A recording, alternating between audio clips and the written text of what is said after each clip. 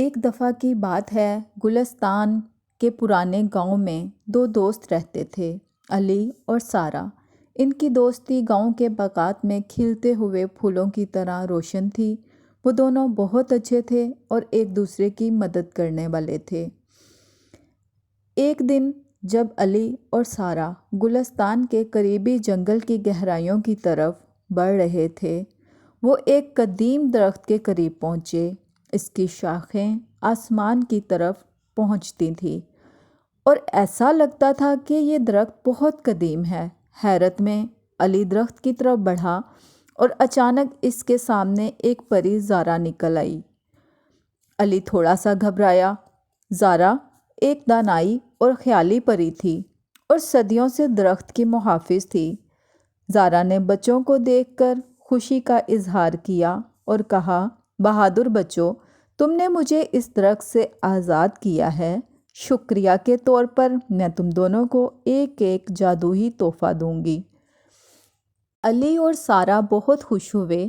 پری نے علی کو سمجھنے کا تحفہ دیا، جس نے اسے دوسروں کے جذبات اور نقطۂ نظریات کو سمجھنے کی صلاحیت دی۔ سارہ کو اس نے ہمدردی کا تحفہ دیا،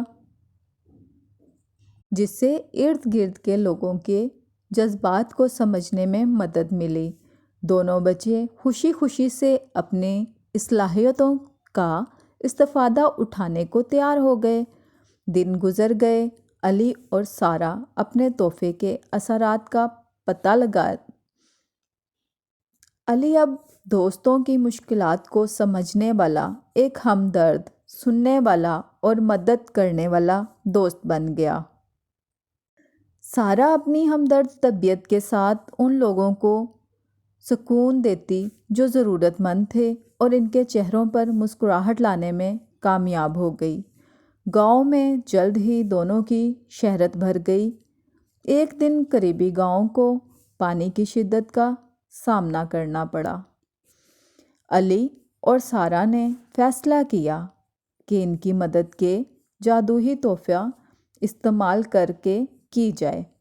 علی کی سمجھ کے ساتھ گاؤں والوں نے پانی بچانے کے طریقوں پر عمل کیا اور سارہ ان لوگوں کی دکھ بھری حالت کو ہمدردی سے سکون دیتی جو پانی کی کمی کا شکار تھے۔ کچھ دنوں میں خشک کھیتوں میں خوشبو آنے لگی اور پھر پانی بچانے کے طریقوں کی وجہ سے گاؤں پھر سے ہرا بھرا ہو گیا اور گاؤں والوں نے اپنی یکجہتی کا جشن منایا۔ علی اور سارہ کی مقبولیت بڑھتی گئی اور ان کی سمجھ اور ہمدردی کے چرچے قریبی گاؤں میں بھی ہونے لگے۔ ان کی بڑھتی مقبولیت نے ان کے گاؤں کے ایک لڑکے رضا کو حسد میں ڈال دیا۔ رضا حسد میں بھرا ہوا تھا۔ رضا نے فیصلہ کیا کہ وہ ان کے تحفے کو شخصی فائدے کے لیے استعمال کرے گا۔ اس نے افواہیں پھیلائیں۔ وہ ایک ایک کے پاس جاتا اور حالات کو چھیڑنے کے لیے موقع پیدا کرتا۔ گاؤں والے جو پہلے محبت سے کام کر رہے تھے، اب الگ الگ ہو گئے اور اب انہیں انتشار کا سامنا بھی تھا۔ اپنے اعمال کے تنازعات کو خود ان کو اندازہ نہ تھا اور گاؤں جو پہلے محبت میں محنت کرتا تھا، اب اختلافات کا سامنا کر رہا تھا۔ ان کے اعمال کی چوٹوں کو محسوس کرتے ہوئے علی اور سارہ نے زارا سے رہنمائی حاصل کی۔ دانا پری نے پیاری سی مسکراہٹ کے ساتھ انہیں یاد دلایا، حقیقی جادو تمہارے تحفوں میں نہیں، بلکہ یہ ہے کہ تم انہیں کیسے استعمال کرتے ہو۔ حقیقی جادو تمہارے اخلاقیات اور اچھائی ہے۔ مشکل کا مقابلہ ہمیشہ بہادری اور نیک نیتی سے کرو اور تم کامیاب ہو جاؤ گے۔ ہمیشہ کی طرح ان ننھے دوستوں نے صلح بحال کرنے کا عہد کیا۔